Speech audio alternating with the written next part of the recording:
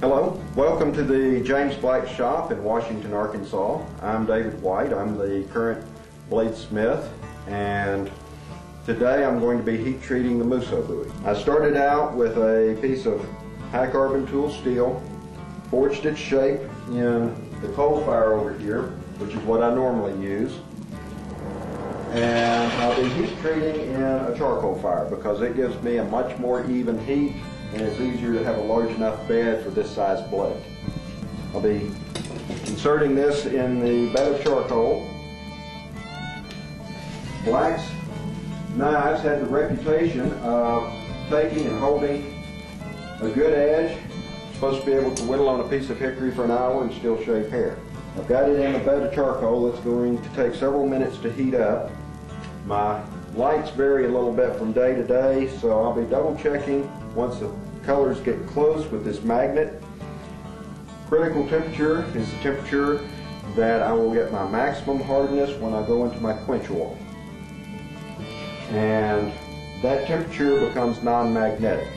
So if I'm not completely sure about my colors, I can always double check with a magnet and make sure I haven't overheated, which would make it more brittle, or underheated, which would allow it to not become quite as hard.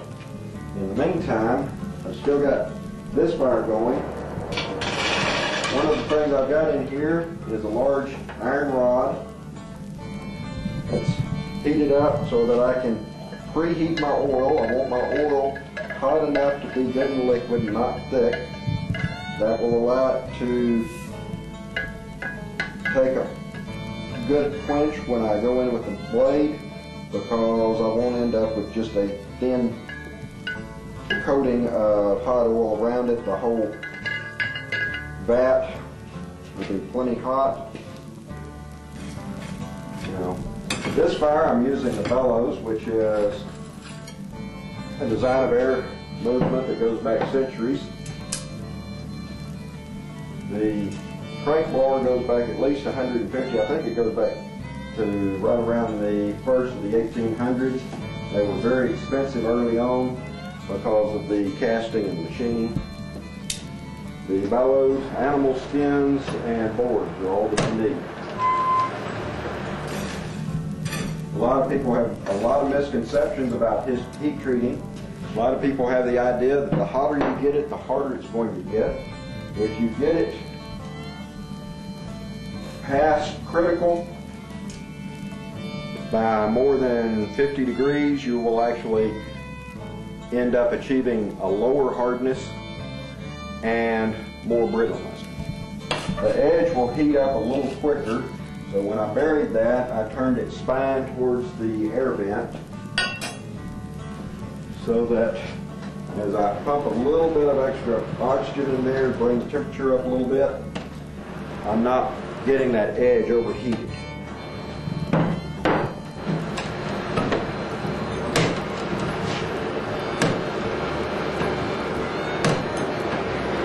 I know this looks like a rather passive thing, but there's a lot of concentration making sure that I'm doing everything just right, not letting one thing get past another as far as temperature climb.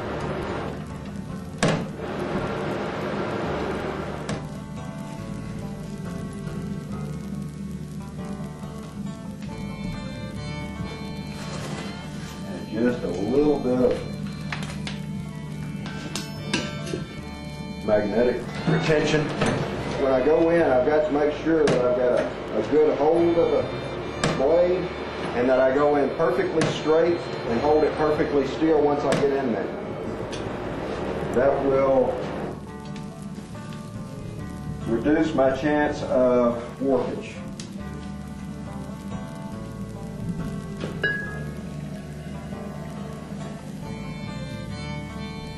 And we're just going to hold that there until it quits smoking altogether. I should have put that a little further away from the fire. It's cooking the side of my face pretty good. One thing about a blacksmith, his hands and face retain a good tan year round. There's a fair bit of UV given off by a good intense fire. Now, I've got a lot of burned on oil right in here, so it's black instead of shiny now. You can see the line of the quench mark. Everything from here down should have hardened. I hadn't checked it yet. From here back, may have picked up a little spring hardness because the heat was drawn out fairly quick, but it didn't get full hard. That's a good thing. It prevents stress risers in these inside corners and eliminates the possibility of breakage or cracking. Now comes the real test. The thing is skating off like it's a piece of glass, just about. So that tells me that I'm at least in the mid-60s on hardness. That's one of the hardness scales. And my goal hardness after I temper it is around 56. Smaller blades I might go 57 or even 58 on a small skinner, but on a chopping blade I don't want it any harder, and especially this size chopping blade, any harder than about 56. That's still hard enough to hold a good edge, but it reduces the chance of it cracking or breaking. Now the last test is whether or not it's stayed straight, didn't warp. I'm not seeing anything. I'll have to take it outside in brighter light to double check it, but as slight as it would be, since I hadn't spotted anything, that can be corrected if there is some small amount of warpage. But this is just one of the steps. It's also one of the most critical steps in the production of a handmade knife, or commercially for that matter. The heat treat, the steel that you start with and the heat treat and temper that you give it is what gives the true character of any knife, no matter what the size or design.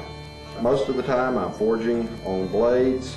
I may be heat treating, I may do some case hardening on something. So please, at some point, when your schedule allows, plan a visit to the blacksmith shop in Washington, Arkansas, and come by, see what I'm working on, and I can get into a little more discussion if you've got any questions. Thank you.